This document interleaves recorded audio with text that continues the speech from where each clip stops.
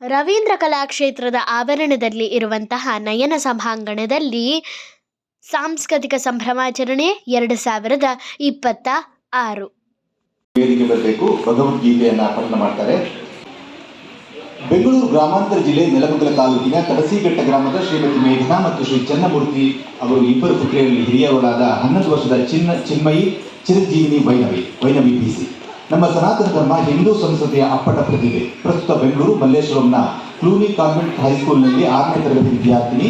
2026-27ನೇ ಸಾಲಿನ ಈ ಬಾಲಕಿ ತನ್ನ 5ನೇ ವಯಸ್ಸಿಗೆ ಶ್ರೀಮದ್ ಭಗವದ್ಗೀತೆ ಎಲ್ಲ 18 ಅಧ್ಯಾಯಗಳ 700 ಶ್ಲೋಕಗಳನ್ನು ಸಂಪೂರ್ಣವಾಗಿ ಸ್ಪಷ್ಟವಾಗಿ ಕಂಠಸ್ಥ ಮಾಡಿಕೊಂಡಿದ್ದು, ಅದಲ್ಲದೆ ಸನಾತನ ಹಿಂದೂ ಸಂಸ್ಕೃತಿಯ ಇನ್ನಿತರ ಶ್ಲೋಕಗಳು, ಸ್ತೋತ್ರಗಳು, ದೇವರನಾಮ, ಲಲಿತಾ ಸಹಸ್ರನಾಮ, ವಿಷ್ಣು ಸಹಸ್ರನಾಮ, ಶ್ರೀ ಕೆಂಪೇಗೌಡರ ರಾಜವಂಶದ ಶತನಾಮಾವಳಿ, ಕೆಲವು ವಾಚನ ಹಾಗೂ ಶ್ರೀ ವೆಂಕಟೇಶ್ವರ ಸುಪ್ರಭಾತಗಳನ್ನು ಸಹ ಕಲಿತಿರುವ ಪರಿಯು ಒಂದು ಸೋಜಿಗ.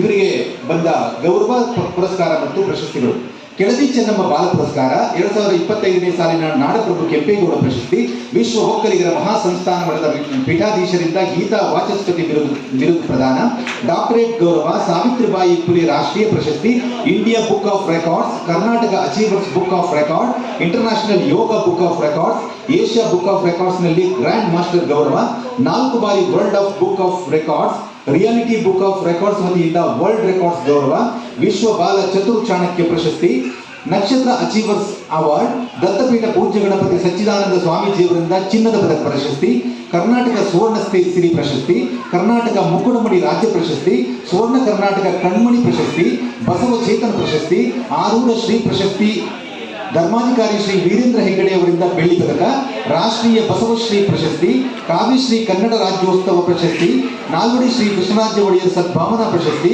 ಸರಸ್ವತಿ ಸಾಧಕ ಸಿರಿ ರಾಷ್ಟ್ರ ಪ್ರಶಸ್ತಿ, ಸರಸ್ವತಿ ಕನ್ನಡ ರತ್ನ ಪ್ರಶಸ್ತಿ, tiger of Mysuru Tipu Sultan award, Sringeri Sharada ಪೀಠದ ಶ್ರೀಮದ್ ಭಗವದ್ಗೀತಾ ಪರೀಕ್ಷೆಯಲ್ಲಿ ಅತ್ಯುನ್ನತ ಶ್ರೇಣಿಯಲ್ಲಿ ತೇರ್ಗಡೆ ₹21,000 ನಗದು ಪುರಸ್ಕಾರ. ಸಾಧನೆ ಮಾಡಿದರೆ ಇವರಿಗೆ ಕೇವಲ ಭಗವದ್ಗೀತೆ. हरि ओम. जय श्री कृष्ण, जय श्री राम. श्री गणेश शारदा गुरुभ्यो नमः. ईश्वरो विक्रमी धन्वी मेधावी विक्रमः क्रमः अनुत्तमो दुरादश्च कृतज्ञ कृतिरात्मवान्. ಇಂದು ಈ ಅಂತಾರಾಷ್ಟ್ರೀಯ ಯೋಗ ದಿನಾಚರಣೆಯ ಪ್ರಯುಕ್ತ ಈ ನಯನ ಸಭಾಂಗಣದಲ್ಲಿ ಸಂಪಾಜೆ ರಂಗಸಂಗಮ ಸಾಂಸ್ಕೃತಿಕ ಸಂಸ್ಥೆ, ಸಂಪಾಜೆ ರಂಗಸಂಗಮ ಈ ಬೆಂಗಳೂರು ಸಂಸ್ಥೆಯ ಅಧ್ಯಕ್ಷರಾದಂತಹ ರಾಜ್ ಸಂಪಾಜೆಯವರು ಹಾಗೂ ಈ ಒಂದು ಸಂಘದ ಎಲ್ಲ ಕಾರ್ಯನಿರ್ವಾಹಕರ ವತಿಯಿಂದ ಇಂದು ಆಚರಿಸುತ್ತಿರುವಂತಹ 2026ರ ಸಂಪಾಜೆ ಸಾಂಸ್ಕೃತಿಕ ಸಂಭ್ರಮಾಚರಣೆಗೆ ಆಗಮಿಸಿರುವಂತಹ ಎಲ್ಲ ಗಣ್ಯಮಾನ್ಯರಿಗೆ ಹಾಗೂ ಇಲ್ಲಿ ಉಪಸ್ಥಿತರಿರುವಂತಹ ಪೂಜ್ಯ ಗುರು ಹಿರಿಯರಿಗೆ ಹಾಗೂ ಮಕ್ಕಳೆಲ್ಲರಿಗೂ ವೈನವಿ ಬೀಸಿ ಮಾಡುವ ಶ್ರದ್ಧಾಭಕ್ತಿಪೂರ್ವಕ ಪ್ರಣಾಮಗಳು. ಈ ದಿನ ಅಂತಾರಾಷ್ಟ್ರೀಯ ಯೋಗ ದಿನಾಚರಣೆಯ ಪ್ರಯುಕ್ತ 2026ರ ಸಂಪಾಜೆ ಸಾಂಸ್ಕೃತಿಕ ಸಂಭ್ರಮಾಚರಣೆಯಲ್ಲಿ ಮಕ್ಕಳಿಗಾಗಿಯೇ ಸಂಗೀತ, ನೃತ್ಯ, ಗಾಯನ ಹಾಗೂ ಇತರೆ ಕಲೆಗಳನ್ನು ಪ್ರದರ್ಶನ ನೀಡುತ್ತಿರುವುದರ ಜೊತೆಗೆ ಆ ಮಕ್ಕಳಿಗೆ ಗಣ್ಯಮಾನ್ಯರು, ಗುರುಗಳು ಹಾಗೂ ಗುರು ಹಿರಿಯರೆಲ್ಲರ ಉಪಸ್ಥಿತಿಯಲ್ಲಿ ಪ್ರತಿಭಾ ಪುರಸ್ಕಾರವನ್ನು ನೀಡಿ ಅವರನ್ನು ಆಶೀರ್ವದಿಸಿ ಪ್ರೋತ್ಸಾಹಿಸಿ ಗೌರವಿಸುತ್ತಿರುವುದು ಒಂದು ಸೋಜಿಗವೇ ಸರಿ. ಈ ಒಂದು ಸುಸಂದರ್ಭದಲ್ಲಿ ನನ್ನನ್ನು ಇಂದು ನನ್ನ ಪ್ರತಿಭೆಯನ್ನು ಗುರುತಿಸಿ ಆಹ್ವಾನಿಸಿ ಗೌರವಿಸುತ್ತಿರುವುದು ಹಾಗೂ ಆಶೀರ್ವದಿಸುತ್ತಿರುವುದು ನನಗೆ ತುಂಬ ಖುಷಿಯನ್ನು ತಂದುಕೊಟ್ಟಿದೆ ಹಾಗೂ ನನ್ನ ಜವಾಬ್ದಾರಿಯನ್ನು ಹೆಚ್ಚಿಸುತ್ತದೆ ಎಂಬುದು ನನ್ನ ಭಾವನೆ. ಹೀಗೆಯೇ ಹಲವಾರು ಸಾಂಸ್ಕೃತಿಕ ಸಂಭ್ರಮಾಚರಣೆಗಳನ್ನು ಮಾಡಲು ಭಗವಂತ ಈ ಸಂಸ್ಥೆಯ ಅಧ್ಯಕ್ಷರಿಗೆ ಹಾಗೂ ಪದಾಧಿಕಾರಿಗಳೆಲ್ಲರಿಗೂ ಶಕ್ತಿಯನ್ನು ನೀಡಲಿ ಎಂದು ಪ್ರಾರ್ಥಿಸುತ್ತಾ, ಈ ಒಂದು ಸುಸಂದರ್ಭದಲ್ಲಿ ನಾನು ಶ್ರೀಮದ್ ಭಗವದ್ಗೀತೆಯ 9ನೇ ಅಧ್ಯಾಯ ಅಂದರೆ 9ನೇ ಅಧ್ಯಾಯದ ಶ್ಲೋಕಗಳನ್ನು ಪಠಿಸುತ್ತೇನೆ. ಇದರಲ್ಲಿ ಅಂದರೆ ಈ ನವಮೋಧ್ಯಾಯ ಅಂದರೆ ರಾಜವಿದ್ಯಾ ರಾಜಯೋಗ ಎಂಬುದನ್ನು ಅದು ಕರೆಯಲ್ಪಡುತ್ತದೆ. ಈ ಅಧ್ಯಾಯದಲ್ಲಿ ಒಟ್ಟು 34 ಶ್ಲೋಕಗಳಿವೆ. ಇದರಲ್ಲಿ ಭಗವಂತ ಶ್ರೀಕೃಷ್ಣ ಭಕ್ತಿಯ ಮಹತ್ವವನ್ನು ತಿಳಿಸುತ್ತಾರೆ ಮತ್ತು ಭಕ್ತಿಯಿಂದ ದೇವರನ್ನು ಆರಾಧಿಸುವವರಿಗೆ ದೇವರ ಕೃಪೆ ಸದಾ ಲಭಿಸುತ್ತದೆ ಎಂಬುದನ್ನು ಸಹ ತಿಳಿಸುತ್ತಾರೆ. ಭಗವಂತ ಎಲ್ಲ ವಸ್ತುಗಳಲ್ಲಿಯೂ ನೆಲೆಸಿದ್ದಾನೆ ಎಂಬ ಸತ್ಯವನ್ನು ಹಾಗೂ ಸರಳ ಮತ್ತು ನಿಷ್ಕಪಟ ಭಕ್ತಿಯೇ ಮೋಕ್ಷಕ್ಕೆ ದಾರಿ ಎಂಬ ಉಪದೇಶವನ್ನು ಶ್ರೀ ಭಗವಾನ್ ಕೃಷ್ಣ ಪರಮಾತ್ಮರು ಈ ಅಧ್ಯಾಯದಲ್ಲಿ ಉಪದೇಶಿಸುತ್ತಾರೆ. ಇಂತಹ ನವಮೋಧ್ಯಾಯ ರಾಜವಿದ್ಯಾ ರಾಜಗುಹ್ಯ ಯೋಗದ ಶ್ಲೋಕಗಳನ್ನು ಇದೀಗ ನಾನು ಪಠಿಸುತ್ತೇನೆ. ಓಂ ಶ್ರೀ ಕೃಷ್ಣ ಪರಬ್ರಹ್ಮಣೇ ನಮಃ. ಅಥ ಶ್ರೀಮದ್ಭಗವದ್ಗೀತಾ ಅಥ ನವಮೋಧ್ಯಾಯಃ ರಾಜವಿದ್ಯಾ ರಾಜಗುಹ್ಯ ಯೋಗಃ.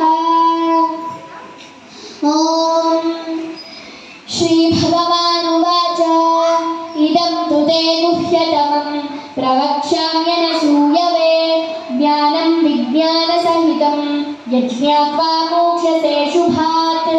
ರಾಜವಿದ್ಯಾ ರಾಜಗುಹ್ಯಂ ಪವಿತ್ರಮಿದಮುತ್ತಮಂ ಪ್ರತ್ಯಕ್ಷಾವಗಮಂ ಧನ್ಯಂ ಸುಸುಖಂ ಕರ್ತೃಮವ್ಯಯಂ. ಅಶ್ರದ್ಧದಾನ ಪರಂತಪ ಅಪ್ರಾಪ್ಯ ಮಾಂ ನಿವರ್ತಂತೆ ಮೃತ್ಯು ಸಂಸಾರ ವರ್ತ್ಮನಿ ಮಯಾ ತತಮಿದಂ ಸರ್ವಂ ಜಗದವ್ಯಕ್ತಮೂರ್ತಿನಾ ಮತ್ಸ್ಥಾನಿ ಸರ್ವಭೂತಾನಿ ನ ಜಾಹಂ ತೇಷ್ವವಸ್ಥಿತಃ ನ ಚ ಮತ್ಸ್ಥಾನಿ ಭೂತಾನಿ ಪಶ್ಯ ಮೇ ಯೋಗಮೈಶ್ವರಂ. ಭೂತಭೃನ್ನ ಚ ಭೂತಸ್ಥಃ ಮಮಾತ್ಮಾ ಭೂತಭಾವನಃ ಯಥಾಕಾಶಸ್ಥಿತೋ ನಿತ್ಯಂ ವಾಯುಃ ಸರ್ವತ್ರ ಗೋ ಮಹಾನ್ ತಥಾ ಸರ್ವಾಣಿ ಭೂತಾನಿ ಮತ್ಸ್ಥಾನೀತ್ಯುಪಧಾರಯ. ಸರ್ವಭೂತಾನಿ ಕೌಂತೆಯ ಪ್ರಕೃತಿಂ ಯಾಂತಿ ಮಾಮಿಕಾನ್ ಕಲ್ಪಕ್ಷಯೇ ಪುನಃಸ್ಥಾನಿ ಕಲ್ಪಾದೌ ವಿಸೃಜಾಮ್ಯಹಂ ಪ್ರಕೃತಿಂ ಸ್ವಾಮವಷ್ಟಭ್ಯ ವಿಸೃಜಾಮಿ ಪುನಃ ಪುನಃ. ಭೂತಗ್ರಾಮಮಿಮಂ ಕೃತ್ಸ್ನಂ ಅವಚಂ ಪ್ರಕೃತೇರ್ವಶಾತ್ ನ ಚ ಮಾಂ ತಾನಿ ಕರ್ಮಾಣಿ ನಿಬಧ್ನಂತಿ ಧನಂಜಯ.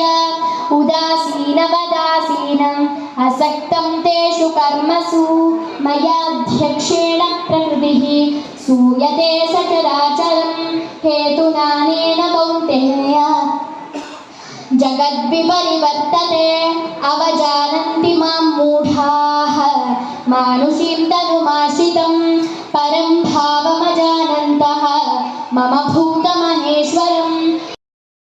ಉಪನಿಷತ್ಸು ಬ್ರಹ್ಮವಿದ್ಯಾಯಾಂ ಯೋಗಶಾಸ್ತ್ರೇ ಶ್ರೀಕೃಷ್ಣಾರ್ಜುನ ಸಂವಾದೇ ರಾಜವಿದ್ಯಾ ರಾಜಗುಹ್ಯ ಯೋಗೋ ನಾಮ ನವಮೋಧ್ಯಾಯಃ.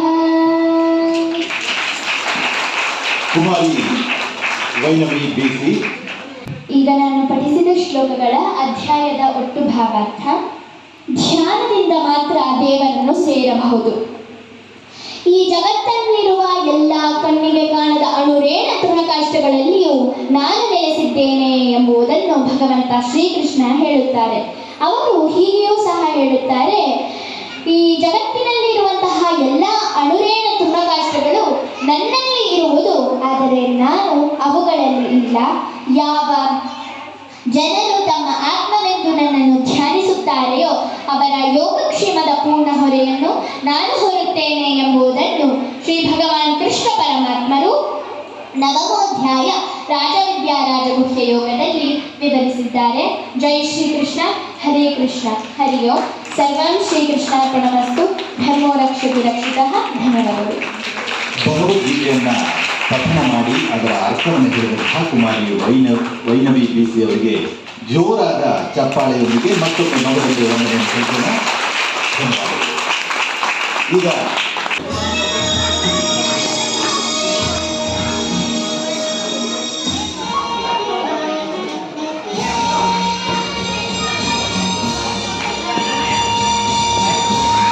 ಚಪ್ಪಾಳೆ ಮೂಲಕ ಅವರಿಗೆ ಅಭಿನಂದನೆಯನ್ನು ಕೋರೋಣ.